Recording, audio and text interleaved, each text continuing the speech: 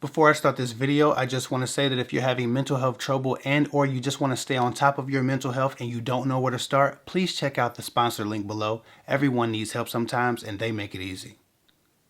What's good, YouTube? This is another video answering a question that I had in the comment section.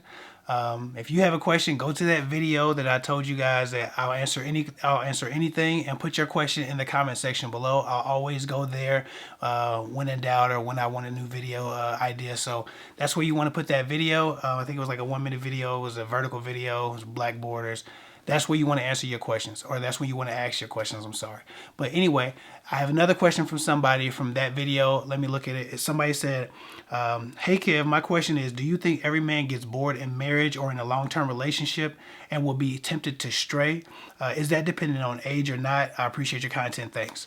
Okay, so basically she's asking if every man will eventually cheat after he's been with his woman or wife or girlfriend for a very long time. No. Listen, y'all gotta stop listening to people who have shady and tumultuous and unhealthy and toxic relationship pasts. Everybody is not being cheated on. Again, that's like saying that men as a sex, as a race, as humans, human males don't have the propensity to be loyal or to be honest or to be good or decent. There are no absolutes as it pertains to human behavior, right? And just to be clear, women cheat as much as men statistically, especially in marriage. So let's not pretend that men are the only ones out here getting their freak on, because I know married women personally in my real life who have told me there's nothing wrong with a little D on the side. They're probably watching this videos. Shout out. You know who you are. Some people are just cheaters. That's just what they do, but that's not everybody. So please stop adopting this idea that everybody at some point, or every male at some point, is incapable of faithfulness while women are just faithful, because that's just not true. Women cheat as much as men. I know, because I speak to women who are the other woman, and I speak to a lot of women who are currently cheating on their husbands. I do. That's true. So let's not do that. But to your question, does a guy be getting bored in a very long relationship after a long time, does it push him to stray? I suppose it could, but that's not a guarantee. I think that if a guy has the propensity to cheat or the willingness to cheat, and he doesn't have the character or the level of guilt necessary to get a guy to like move away from things like that, then he'll cheat at the beginning of the relationship, in the middle of the relationship, toward the end of the relationship. He's going to cheat regardless of what type of timeline you've been on or how long you've been together. If a guy has an insatiable need for variety sexually, and him being sexually bored is what'll make him cheat, then he'll get bored after screwing you for 6 months. It doesn't take long to know what it hit. Like, it don't take long to get used to a woman in that way and be like, okay, I kind of figured this out. So if he has a propensity to do that, it don't take a long-term relationship or years and years for him to do that, right? But that's not what most men are doing, and that's not what every man is made of. Like, there are a lot of guys who are not cheating on their wives, but there are a lot of guys who are, or their girlfriends. But it has a lot less to do with them just being bored sexually, and more to do with them not getting their needs met, them feeling less desired, them feeling less considered by a woman. Like, we've always heard women say, well, he wasn't there, right? Every time a girl gets caught cheating, she automatically makes herself the victim of it. It's like, well, you wasn't there. You made me feel alone. I didn't feel loved. I didn't feel beautiful. All of these different things. Men have similar reasons to why they might cheat, or what might push them to a place to where they feel like, okay, screw this, I'm going to go cheat, right? Cheating is always the fault of the person cheating, right? It's never your fault because a person cheated, because there are ways to handle those disagreements and those issues in a relationship without cheating. There are ways to create separation, or to break it off, or to be honest about your needs, or to just say, listen, this isn't for me, without cheating. You don't have to betray a person to get the answers you seek in your relationship. But with that said, there are still reasons that people are motivated to cheat, and we have to be honest about those reasons. And one of those reasons are, a lot of women, after they've been with a man for a long time, don't have the same sexual energy for him, don't have the same libidos, don't have the same desires, and won't try anything new. They're very sexually inhibited, or they're just sexually dull and boring and just show up, right? They treat it like a duty and not as a pleasure. And guys pick up on that too. Just like women want to feel beautiful, guys want to feel desired. He want to feel like you want him to conquer you. He doesn't just want to feel like, okay, she showed up so I could shut up. right? Nobody wants to feel that way. Men love excitement and enthusiasm, and women who cheat with married men and cheat with guys with relationships, women who don't really know or haven't had the same type of time invested as a woman who's been with a guy for a long time, throw a lot more energy and a lot more excitement and a lot more enthusiasm and a lot more creativity in the sex, right? Which creates a strange experience every time they go at it. People used to say, I want a little piece of strange, right? That used to be a term that people had, right? Strange meaning unique, different, foreign, right? People want a new experience. They need variety. That makes sense for a lot of people. But sometimes they just need new energy or just enthusiasm. Strange women, new women, different women, the women you don't know, the women you've just met are strange because they're both new and they are enthusiastic about you. Right? It is a whole different energy. Sometimes a man just wants to feel desired, and no one makes you feel desired like a strange woman who's observed you and just wants you sexually, right? You got to go home and beg for something for your wife. She's tired. She got a headache. She got all this shit going on. She don't want you. She ain't even thinking about sex. She's coming to bed with sweatpants on and house shoes that she can wear under the covers.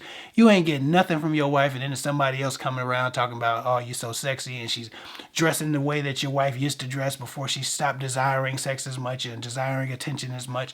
She's more creative. She's trying to try all of these different things. These other women will give you access to them in ways that your wife will never give you access to them, or your girlfriend will never give you access. So there are a lot of variety that's tempting men out here and tempting women as well, because a lot of guys are getting in your woman's inbox and telling her how he'll do it this way and that way and smack and flip it and rub it down and all of these different things.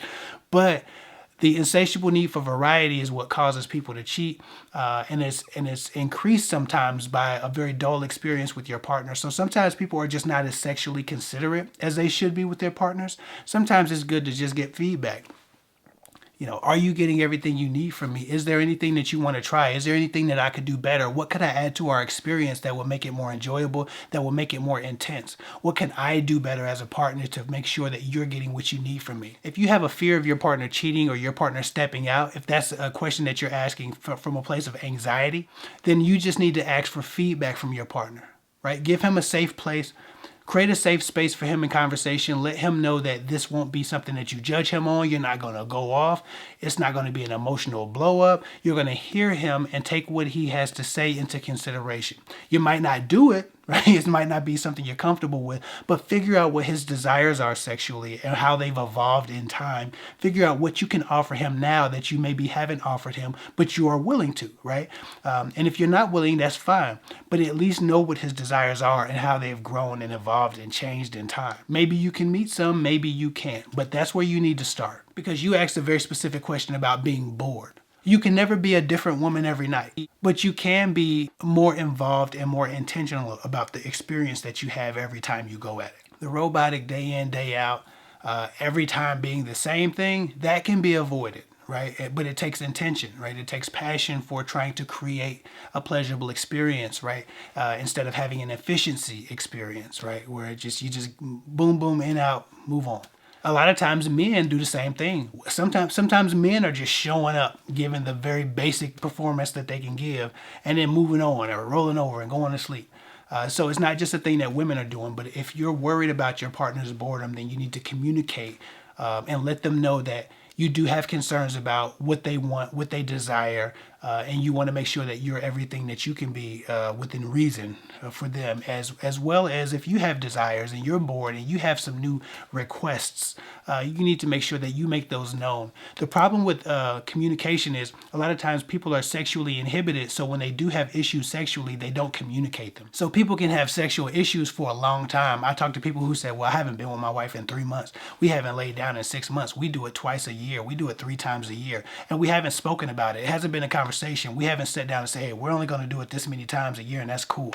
It's just that people are so inhibited and they become so fearful of each other, so fearful of intruding on each other, so so fearful of breaking that boundary, then you don't feel like you have access or the right to initiate anymore. You start to feel like, okay, this person is a stranger. They don't want me. I'm not sure if I'm even allowed to touch them in this way. I'm not allowed to try to seduce them. I don't know how to do this in the way that they would want it. Right? And a man can feel himself not being wanted or being rejected subconsciously or being rejected, even physically, while a woman is participating, not really enjoying herself, and vice versa. Women have this with men too. So when you start to feel that way, you get that 3 times a year, once every 4 months type of stuff, because people are too afraid to have that conversation. And I think that you have to start that conversation. But if you want to keep the relationship hot enough, you need to touch as much as possible throughout the day. You need to still kiss as much as possible. You still need to hold hands. You need to lay on each other, sit on each other, straddle each other. All of these different types of things that you can do to keep the intimacy going throughout the day. And those things never get old, and they never stop producing sexual energy. So anyway, I hope that helps. To answer your question, no, just because a man has been in a relationship for a long time, that doesn't mean that he's going to grow bored and stray. But that for a lot of guys, if they're going to stray, they're going to stray anyway, and it doesn't have to be after a 14-year relationship or a 20-year relationship. They'll stray after 14 days if they get bored or another opportunity presents itself and they are opportunistic sexual partners. That's all I got for now. Follow me at CanFig24 on Instagram. I'll get with y'all later.